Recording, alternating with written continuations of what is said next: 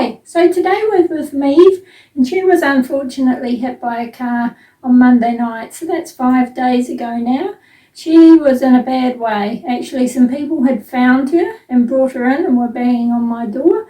So I took her in, and yeah, she had a lot of injuries. She was paralysed from the back, so the back legs and the tail were all limp. Her left eye was really bloodshot and bulging. And yeah, she was panting and really stressed. So I gave her some pain relief, and then we tried to find her owner. But luckily, she's actually got a microchip. So we had her on our database. Couldn't get hold of the owners by phone, so I actually went round to their house. So they wanted to do everything possible, which was great. We got her on a drip. We settled her in for the night.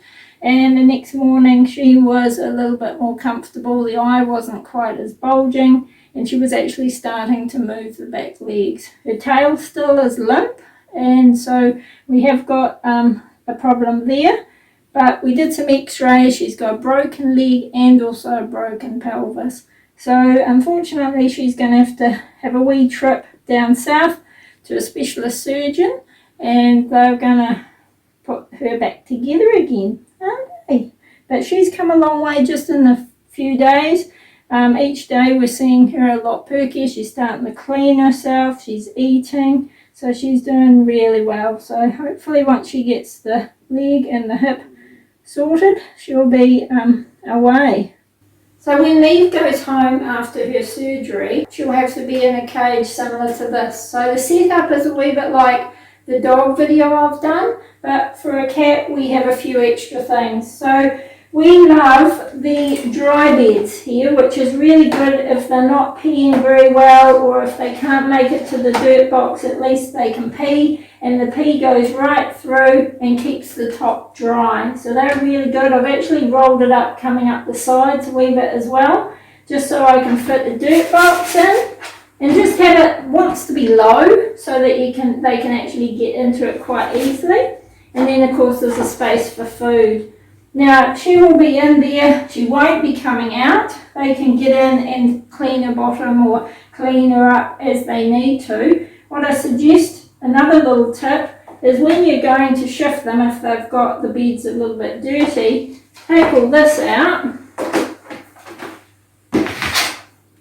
And I actually drag them over, if they're on this dry bed, pull them over a wee bit so they're at this end of the cage.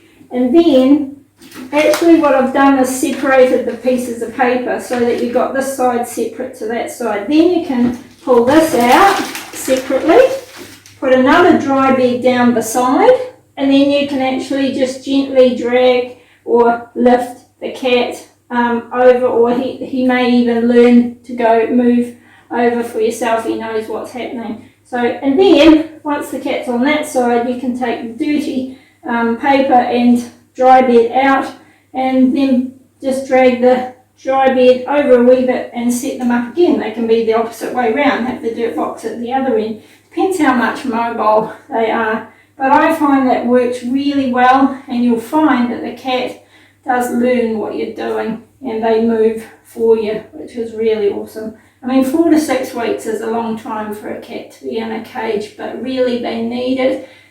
Okay, the surgeons have put pins and plates in there, but that bone still has to heal. And the more moving around they do, the more chances that won't heal. And then you're up for more expense. So they have to really be in the cage the whole time.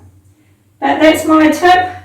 Hopefully Maeve will settle in. She's learning so fast in the cage here in the hospital, so I'm sure she'll settle in quite well to that cage. The other little tip, like with the dog, I put a sheet or a blanket right around. So of course cats love to be in the dark, so close it up, cover it up. You can even put one on the front if you want, but yeah, at least around the sides, and tuck it in underneath so they're not in any draft. And ideally off the ground a little bit on some boxes or a stable table or something like that, so they're not getting the draft off the floor. There you go, this is how to set up a cage.